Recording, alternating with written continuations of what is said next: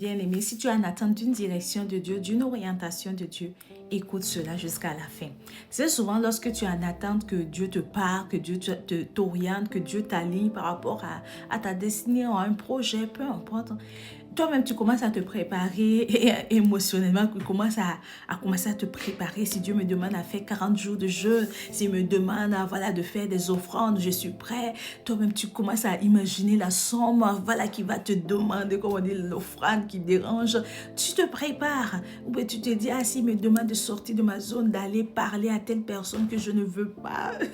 En tout cas, toi-même, tu le sais.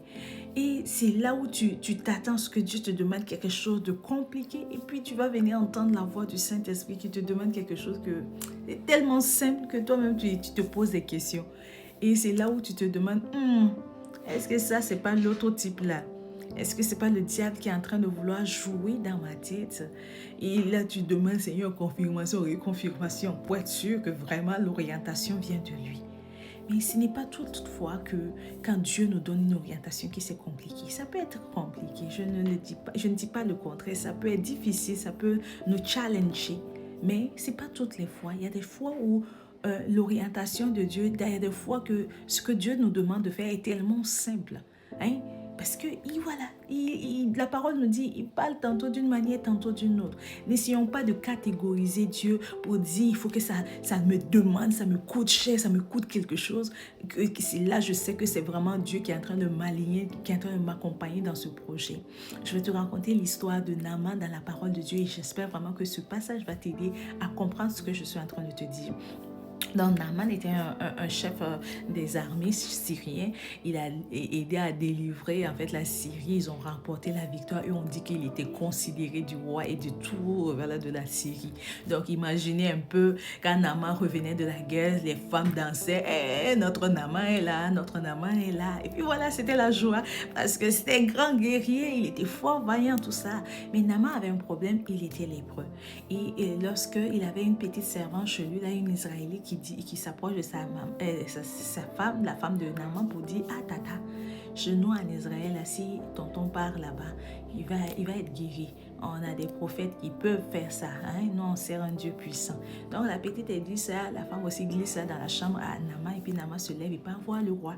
Donc, le roi, bien sûr, il aime son cher Naaman. Il va tout mettre en œuvre pour qu'il soit guéri, qu'il demeure ce fort, vaillant soldat pour lui. Donc, il lui écrit une lettre. Il dit, va, tu remets ça au roi d'Israël pour qu'il puisse mettre tout en œuvre pour que tu sois guéri. Tu reviens ici guéri. Donc, Naaman part, il montre la lettre à notre cher roi. Lui aussi, il s'énerve. Le roi israélite, là, moi, j'étais comme je lisais, je dis, toi aussi, il s'énerve jusqu'à déchirer sa robe. Il dit, c'est quoi ça? Lui, c'est cette tactique de guerre qu'il veut mettre sur moi. Est-ce que moi, je peux guérir? Je suis médecin ou je suis quoi? Comment on peut guérir la lèpre là comme ça? Et donc, on sait que quand un roi est fâché dans un pays, là, vite, la nouvelle est annoncée. Donc, ça commence à circuler de maison en maison, jusqu'à arriver chez notre prophète Élisée. Et quand Élisée a entendu les voilà, le roi est fâché parce que voilà. Élisée dit, ah mon roi, toi aussi, pourquoi tu te fâches? Envoie-le-moi. Il faut me l'envoyer. Je vais gérer ça propre. Il faut qu'on sache que nous, on sert un Dieu puissant. Ils vont voir la puissance de notre Dieu. Il faut me l'envoyer seulement. Donc le roi dit, ah oui, nous on a un prophète qui sert le Dieu vivant. Va le voir. Donc c'est comme ça, voilà le cortège de Naaman, on dit avec des chariots. Donc j'imagine le cortège. Un chef de l'armée qui se déplace, ses gardes-corps, ses serviteurs et autres. Donc c'était vraiment une longue traînée là. J'imagine, c'est pas écrit dans la Bible. Donc ils arrivent là. Et puis voilà, Naaman est assis, il s'attend à ce que Élisée sorte. Mais Élisée, qu'est-ce qu'il fait? Il envoie un serviteur. Il n'est même pas lui-même sorti. Le prophète est resté tranquille. Il a envoyé un serviteur pour lui dire, va te laver dans notre cours d'eau là, 7 fois, et tu seras pur. Et quand notre amant a entendu ça, Naaman plutôt, quand il a entendu ça, il était fâché. Comment lui se prend? Non seulement moi, Naaman, je me présente devant ta maison. Tu ne te lèves pas pour venir me voir. Tu ne viens pas faire les roues cascades. Tu ne viens pas pour cligner.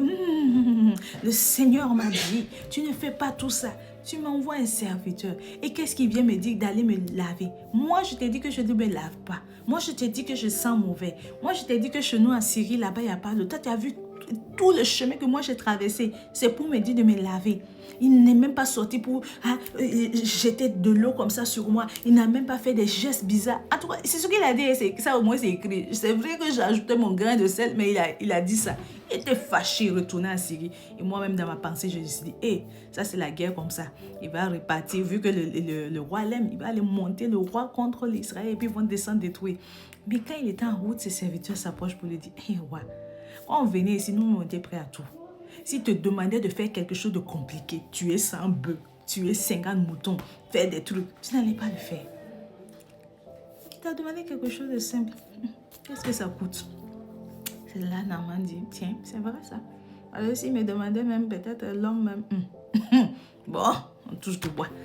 En tout cas, Naaman, il obéit, il s'en va dans l'eau, il se plonge cette fois, il est guéri.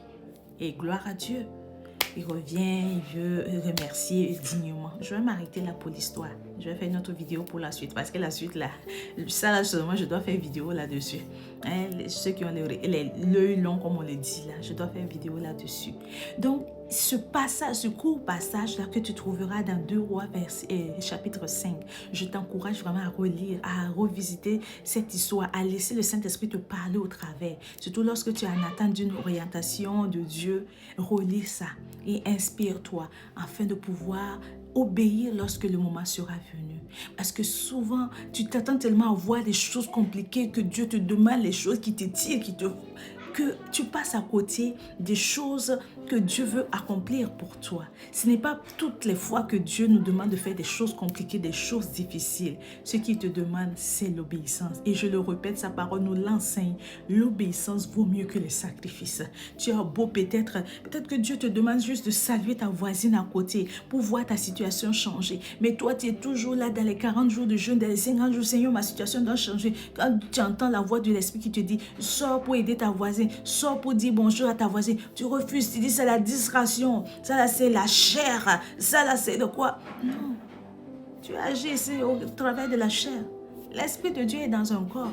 Alors peut-être c'est des choses minimes que Dieu veut voir, te voir réaliser pour vraiment voilà, te donner accès à des choses plus grandes. On dit quand tu es fidèle dans les petites choses, tu donneras de plus grandes. Donc c'est un encouragement pour toi. Plus que tout, tu dois avoir le discernement, mais également l'esprit d'obéissance. Que tu ne vois pas toujours l'obéissance à Dieu comme quelque chose de contraignant, comme quelque chose de difficile, comme quelque chose qui est hors norme. Dieu agit également au travers des petites actions de tous les jours. Donc, c'était mon encouragement pour toi aujourd'hui. Prends soin de toi et surtout sache reconnaître la voix de Dieu afin d'obéir et de voir ton miracle, de voir ta percée, de voir ta situation changer. Prends soin de toi. Shalom.